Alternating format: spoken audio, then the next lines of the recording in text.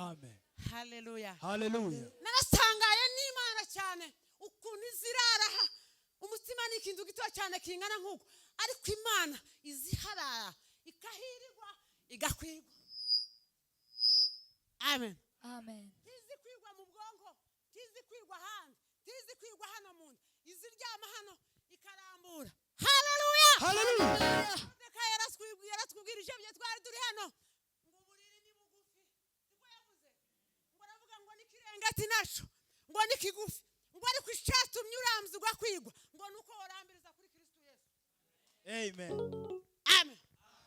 Haleluya. Hallelujah. Ngo aho gusa ni umuntu azaramza. Wese waba muremure nko kuri kwa madigi nuko ndesha. Kristo azabamwo akaryama gakwigwa. Haleluya. Hallelujah. Ariko kiza gituma kwigwa nuko umutima wawe wabashije kuwutoza Kristo. Amen. No kwitoza iminsi yose. Ntabwo azahagwa. Muri mbye yaravuze ngo ushanyimika nkaba umwami w'ishanga rinini cyane. Ariko nkayimbata yicaha ngo sinabikunda. Ngo ariko niragije Yesu umukiza wanjye. Sinkicita ku mafaranga ari ku isi ni meza cyane azadufasha ariko si yo ngombwa. Ni materiel yaduhaye kugira gusa ngo tubashe kubaho ngo tureke kubaho nabi. Amen. Ariko igikuru izina rikuru rifite imbaraga no gutunga Yesu Kristo no mugoroba. Amen. Amen. Azararaha agakwigwa kandi naratangaye ntawo mwoza habe nubwo ukora impanuka iwe ntaza komereka mwumva uwo mugabo wo komerekana ku mutima baza baharasa akaguma kabamwe nta rusasu ruza rumufata. Haleluya. Abakristo ko turumva mwumva ukuntangana arahagije. Amen. Amen. Ushobora kurazwa hano urusasu rwahinguka hano ariko ntibaza bamukubita isasu arihagije azajyama agakwigwa iyo bashije kumutunga akakubamo kandi azagaragarira gusa mu bikorwa akagaragara iyo wishimye akagaragara iyo uzutanga. Timwabonye akana ka Dr. kari gahagaze hano kaza kagira amaguru gutya kumva umutima wanjye kurakuta nkabona kuko yogwa. Umubyeyi w'imbabazi Kristo gituma yagize imbabazi nuko yadupashije imbabazi. Igisuma bari abantu batagira imbabazi azahura n'umwana akavuga ngo yo barapfuye. Kristo ntazarariwe. Amen. Amen. Igituma zarara ahantu akakwigwa umunsi umwe yigeze kurara ahantu Kristo aravuga ngo mushira amaraso gusa yemwe amaraso y'igipfura n'amaraso y'ihene ngo bayashire hano ahangaha ni ku ngomanga izajya zahita gute aha nyine nananiwe kubavuga ngo amara avuga ngo nimpanyura nisanga amaraso atari ndakora igitangaza. Yatangiye gukora igitangaza kera kuko agira imbabazi zirenze ariko iyo umuntu yigize nabi azareba uko yomugira azaba nk'umugorora. Uwo ni Kristo Yesu tatuvuga. Amen. Amen. Hallelujah. Hallelujah. Hallelujah. Mana himbazwe. Amen. Hashimwe izina rya Yesu. Amen. Hashimwe izina rya Yesu. Amen. Twari tuvuze ku mbabazi z'Imana. Imbabazi z'Imana ni ikintu gikomeye. Impamvu duteranye ni imbabazi z'Imana. Siko bimeze. Impamvu indirimbo ziri kuza barimba indirimbo imwe ukumva ukundi. Natekereje mu gitondo Elisa kuririmba arimba ngo Bartimayo ndavuga ngo ariko Mana we ariko gusaba abantu ni byiza ariko bazakurambirwa. Amen. Tugira umuntu azuturambirwa ni Kristo Yesu. N'umubyeyi w'imbabazi. Agira imbabazi. Narimvuze ukuntu yasanze abantu basize amaraso y'ihene cyangwa se y'intama ayasiga hari arahaca yaca ahantu basanga nta maraso akamara abana b'abakobwa akamara abahungu akamara abanyina akamara na base atitaye ko ari wowe baremye. Amen. Ahandi yahasanga amaraso akavuga ngo aba n'abanjye kubera iki Kristo agira abiwe kandi bose arabi. Ko turumvikana. Amen. Ni gute umuntu yabyara abana bamwe tibababiwe abandi bakababi. Abari impamvu. Amen. Turashima Imana kubera ko twavutse ku ngoma ya Kristo. Madiga agiye kuturebera mu Baroma nimara nsoze 8:31.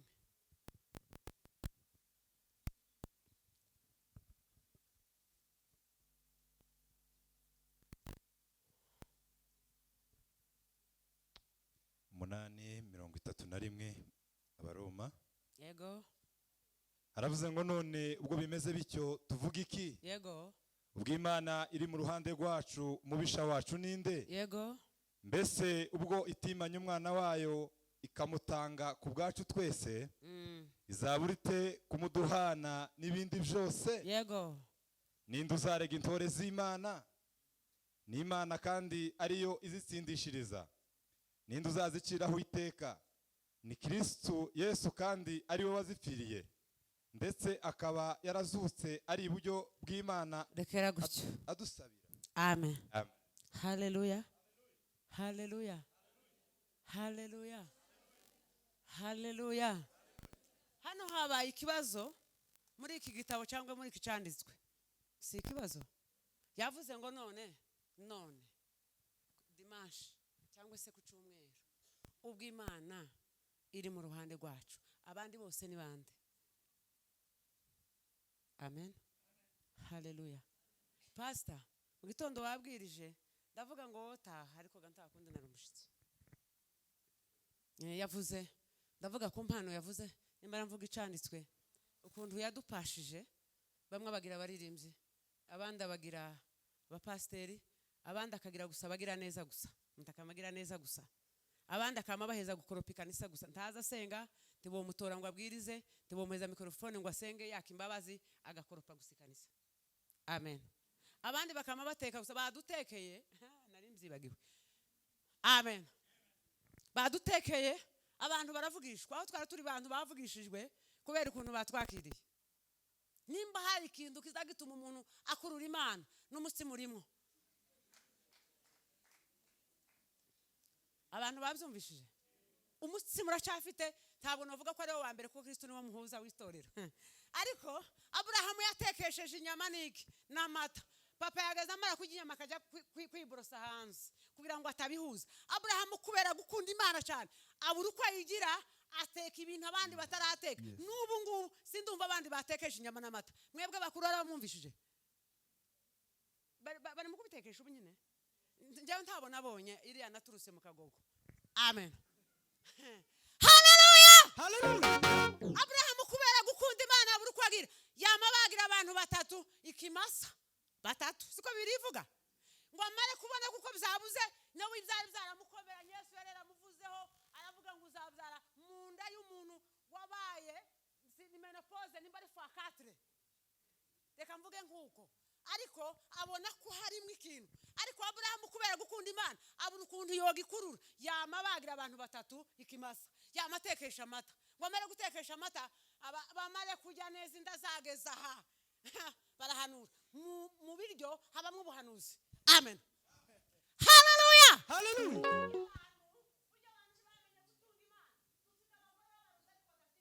Reka mvuge gutyo. None akabwira abana ngo ariko mwebwe pardon, ngo ariko mwebwe ngo muzamurunga isukari ngeye, ngo ndimuzi ko yahenze. Aha, yagenda ku isoko bamuhaye amafaranga akagura inyanya zaboze ngo barunze nyinshi. Amen. Yateka umuceri akaza pimira mu gafuniko ka teremusi, ngo umuceri ubu ngubu ngo urahenze, ngo ibintu byarakomeye. Wa mukecuru we ufite igihe ko kingana gutya.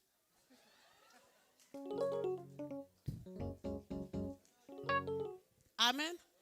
Buraga ngo ndabeshe kuko ubuzaye uhaye ubwira ngo ibintu byarahenze, kuramuroga mu mutima wo kutizera Imana uzukorera. Amen. Ndabeshe mwababyeyi mwe, iyo ubwiye umwana ngo hano hanze yarahenze atazajya ku isoko, iyo umwana arebye umubyeyi amubona kigitangaza. Siko bimeze mwababyeyi mwe. None iyo ubwiye umwana ngo ibintu byarahenze ngo muzamurunga, isukari isigaye ije mu byumba by'abagabo nisigaye irara.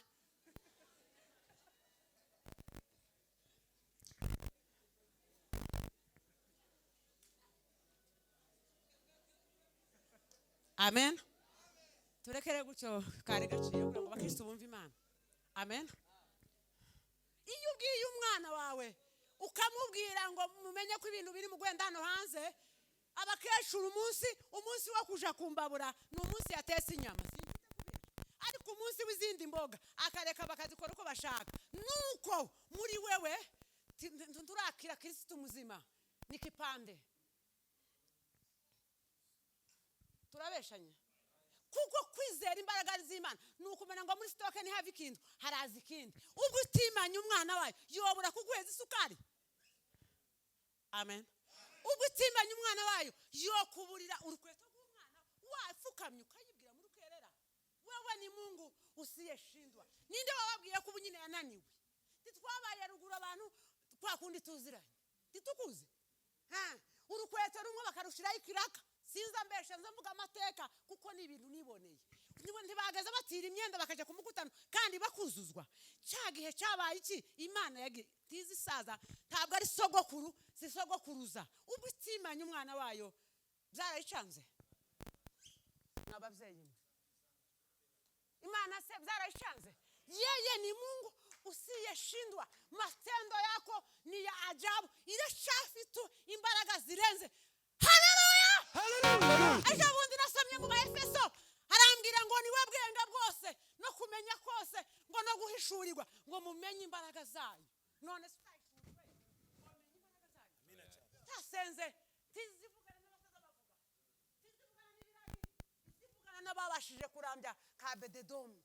Araramza aravuga ngo Mana we wansuye isanduka gisezerano rya Marinyagwa ngo rimere kunyagwa rirara kwa Bededomu. Ryari rifite inzira yo kunyagwa gusa ngo rigume rigere kwa Bededomu.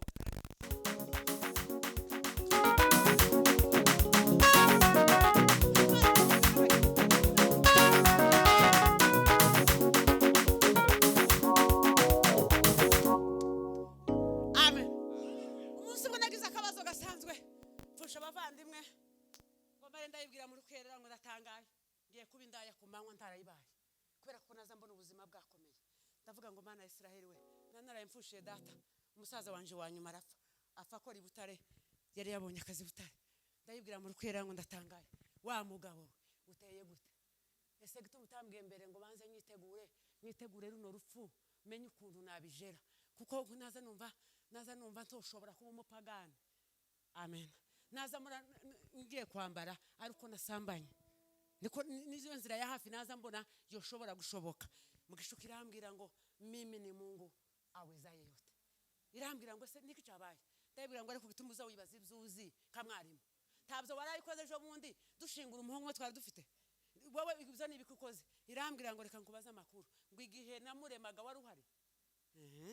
Ntangira kureba hasi ngo ese ninde wogira imbabazi kuruta umubyeyi wabyaye? Ndavuga ngo sindabyara barambwira ngo genda usenge nza nkora ico numva ngo ntamuruzi utwara umuntu ntamurekuye. Imana tuganze. Amen.